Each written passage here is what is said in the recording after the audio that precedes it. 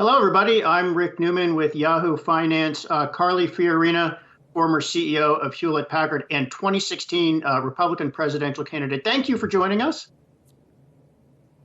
Thank you for having me, Rick, and good afternoon. Do you wish you were running for president again this year? No, definitely not. Well, would you tell us a little bit what you learned from that experience, especially given that one of your competitors, Donald Trump, obviously ended up being the president? Well, I got into politics because I'm a problem solver, and I think we have a lot of problems in this country that our political system hasn't addressed in quite a long time. And I actually think that's why Donald Trump won. I think people across the board thought, you know what, the system just isn't really working. We keep arguing about the same issues, and so it's time to try an outsider. I think we're still at a point where the political class fails us a lot. Witness that we do not have another stimulus package when we clearly desperately need one. But I also think that one of the reasons Joe Biden won the primary, and one of the reasons I endorsed him quite some time ago, is because he is seen as someone who has been willing to reach his hand across the aisle and work in a bipartisan fashion. And in the end, the only way you solve problems in business or in politics is by actually working with other people, some of whom you may not agree with all the time, to get something done and make some progress. Do you still consider yourself a Republican? It's a great question. The honest answer is I don't know, because I do not see myself in the current Republican Party. What I will tell you is what I believe, and what I've always believed. I believe that everyone has enormous potential, usually more than each of us realize, and that in this country, everyone should have an equal opportunity to fulfill their potential. I think people closest to the problem usually know best how to solve it, and so we need to give them the resources and the opportunity to solve the problems that impact them. And finally, I believe that power concentrated is power abused, always. Whether that power is concentrated in Washington, D.C., or whether that power is concentrated in a corporate headquarters. And so we need to disperse power and money and decision-making. So let's talk about Joe Biden's plan. Some CEOs are uncomfortable with some of his ideas. You know what those are. He would raise the corporate tax rate a little bit. He wants to raise it about half the way back to where it was before President Trump cut it. He probably would do more to regulate the financial industry. He has talked about this minimum tax, or alternative minimum tax, you might call it, on corporations if their tax they pay to the IRS falls below a certain level. I mean, these do not sound like business-friendly ideas. So tell us your take on those ideas and what you think CEOs and other business people, what they think about this Biden plan. Well, first, I would say that not all taxation is bad taxation. That may sound ridiculous, but as long as a level of taxation is reasonable, we've demonstrated, as your previous guest pointed out, that economic growth is possible. So for me, the issue is the level of taxation reasonable, and for what purpose are we taxing? And I think what Joe Biden has proposed is certainly a reasonable level of taxation on corporations and on those individuals making over $400,000 a year. And the purposes for which he proposes to use that money, I think, frankly, are reasonable as well. So, for example, getting this pandemic under control is clearly impacting economic growth. Having the right kind of stimulus, particularly for our small businesses and working families and resources for schools and communities, is clearly an economic issue. Having such unequal access to education is an economic issue now. Having such unequal access to health care and infrastructure is an economic issue now. One of the things that the pandemic has revealed is the fact that we actually all are connected. And for those who are really struggling, and the pandemic has revealed how many people and businesses truly are, that has an impact on economic growth.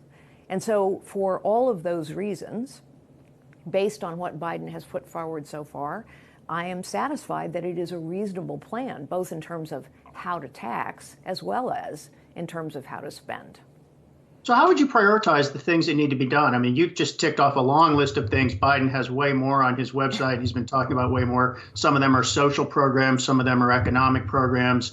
If you had to list three things, let's say you were a presidential candidate again, and what do you think are the three most important things we need to do? And let's agree, getting control of the coronavirus is number one. But beyond that, what do you think are three top priorities? Well, first, I would say unifying the country.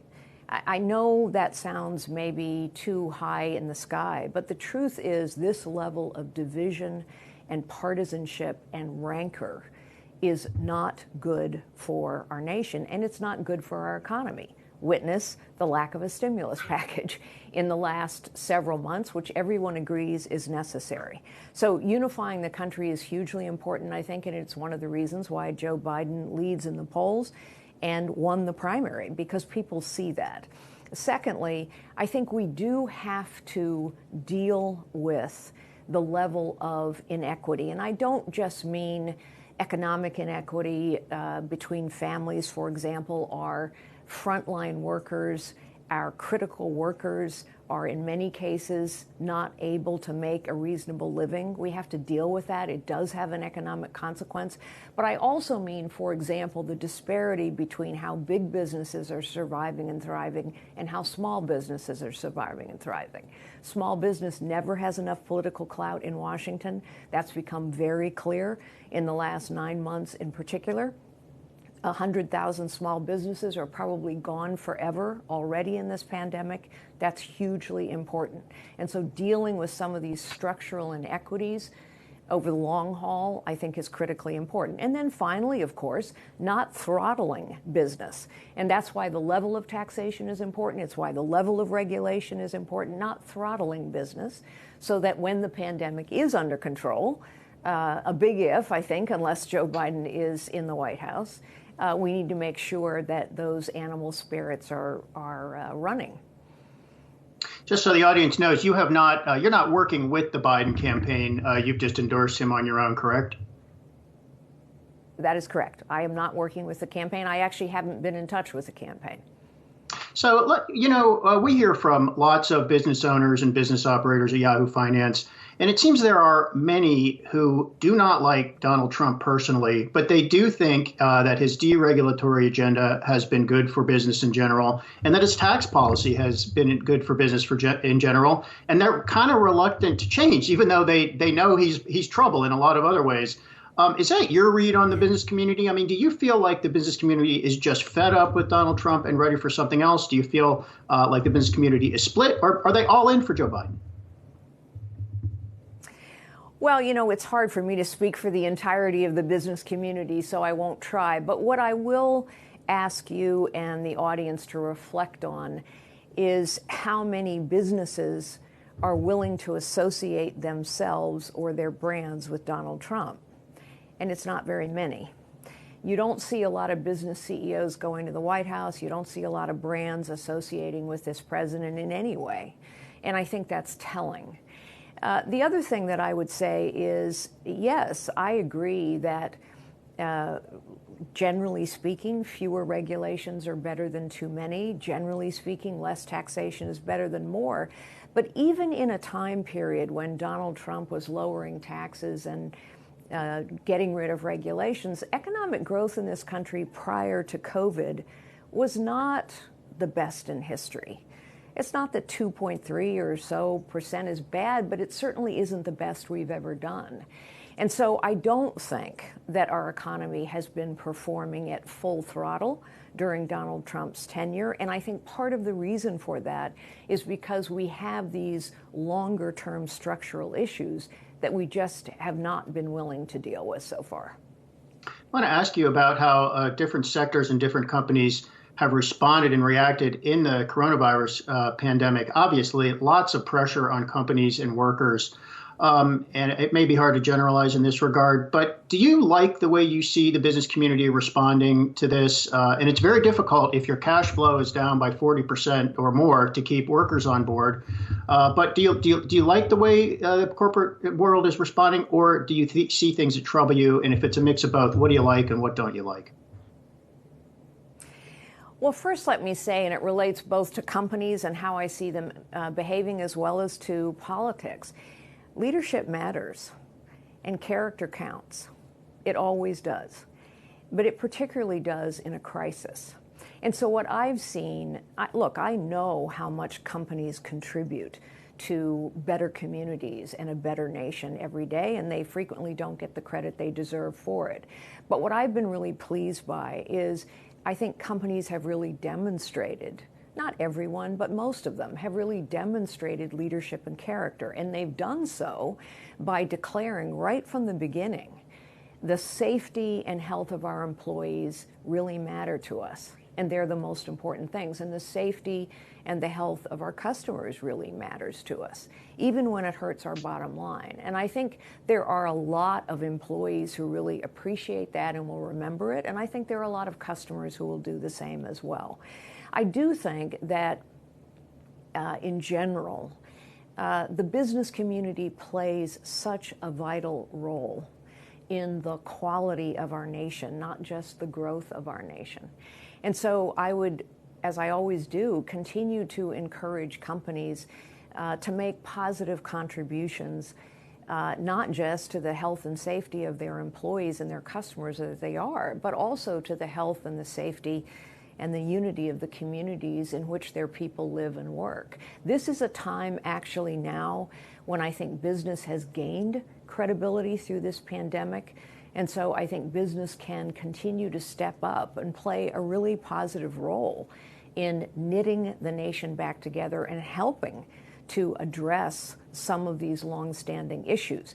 You know, the thing that distinguishes our country from so many others is the strength of our civil society. Alex de Tocqueville commented on that a long, long, long time ago, and it's still true.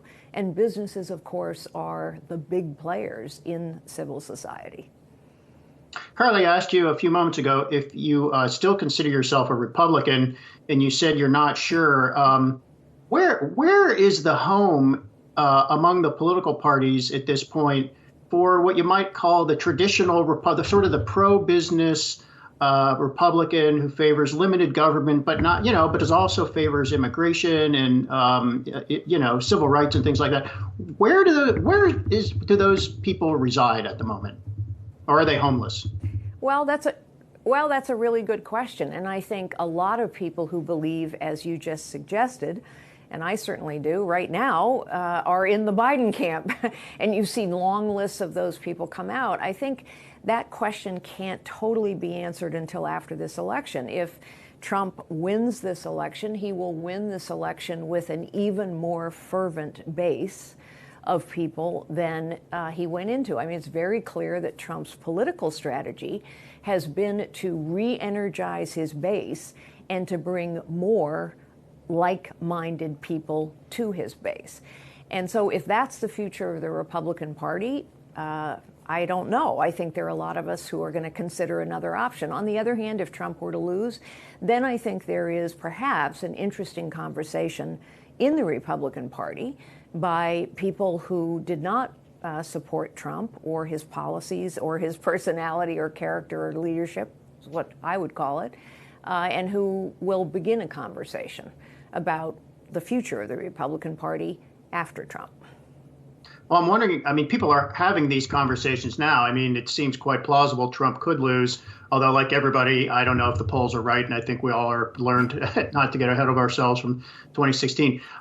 What's the chatter you hear? You're a prominent Republican by virtue of having run for president and been on the stage in 2016. Are people saying we need to somehow, if Trump loses, we need to somehow excommunicate the Trump wing and reclaim the Republican Party? Or is it more like start a new party or try to go back to some kind of big tent or what? Well, the conversations, honestly, are kind of all over the map. And every single one of the alternatives that you just laid out is being discussed by various people in the party. I also think, however, that conversation hasn't really happened to the extent it needs to, because in the Trump Republican Party, it's all about loyalty to Trump. That is the definition of a loyal Republican now, is loyalty to Trump. And in fact, one of the things that I have said publicly and said to many of my colleagues is we are not asked as citizens of this country to pledge allegiance to a party. And we're certainly not asked to pledge allegiance to a president, any president.